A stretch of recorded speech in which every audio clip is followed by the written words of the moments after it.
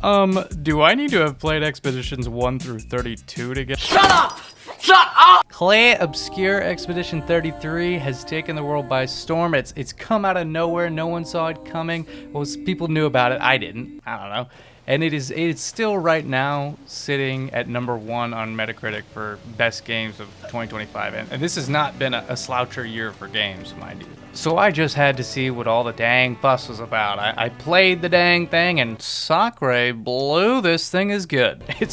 It's real good. So let's take a look at the good, the bad, the French, and find out if Expedition 33 gets my coveted Bob seal of approval.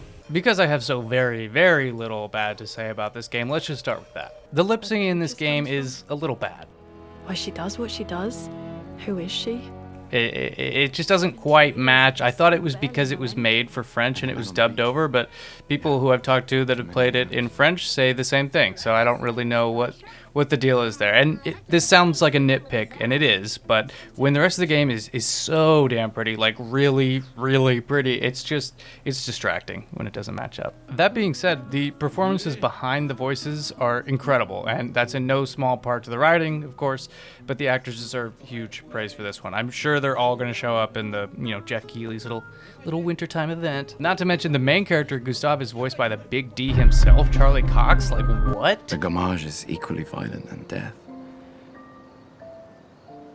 Death is just as final. Why did no one tell me this? If you know me, I'm a big sucker for Cox.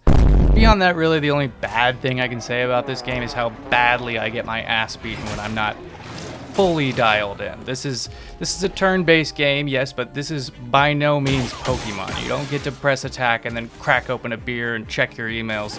There's zero downtime, and if you're not ready to dodge or parry, if you're feeling confident enough to parry, then half your HP is gone, or you're just dead. On top of your basic attacks, dodging, parrying, there is actually a pretty in-depth system of status effects, elemental weaknesses, and character abilities that on the surface seems incredibly complicated, but the game manages to teach you all this stuff slowly enough that you never get fully overwhelmed, although there was a handful of times where I really had to turn my brain on to grasp what it was trying to teach me. For example, Mael, I'm gonna look it up.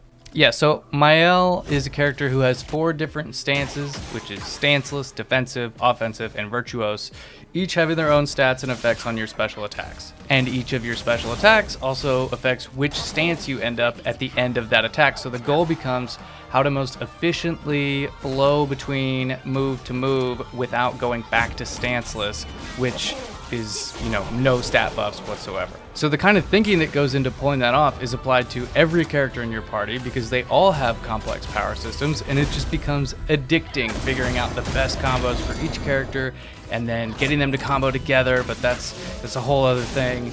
This is just turn-based combat at its absolute peak, and JRPG fans will feel right at home with it.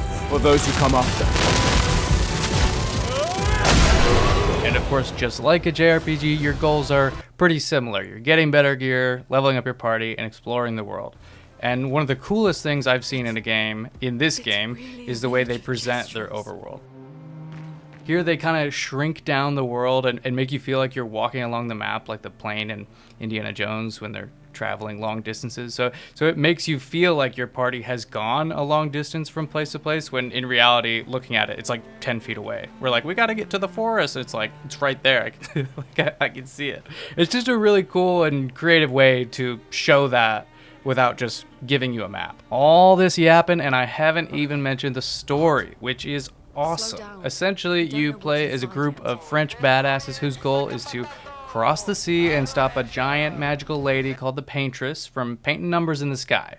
She paints a number every year. This year it was 33. Everyone who's 33 dies. Then everyone who's 32, plus some edgy teens who want to volunteer, they go too on an expedition to try to kill her before she does it again next year.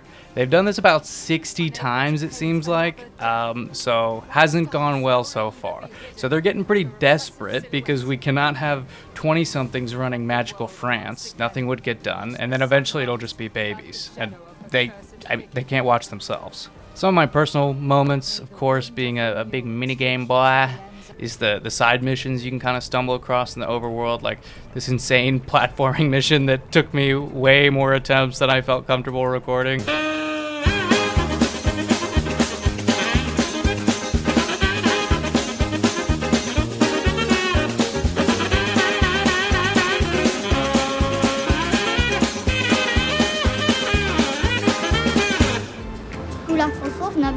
just to get a bathing suit, but it's just so silly and worth it.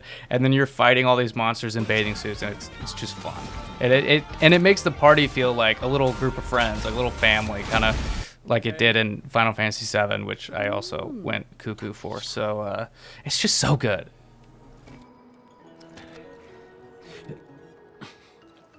Get out of my way! Jeez. Parino. No. It's just it's the password. Rico Femicola, Gorgrana Never told me the Varipomino, best. Passwordito. Just go, Gomicula just go, Passava. you jerk. So to no one's surprise, this game is Le Barbe. Is that offensive? If you haven't played it, play it. This is worth getting Game Pass alone just for how good it is. In fact, I would go so far as to say this is more than likely going to be my game of the year.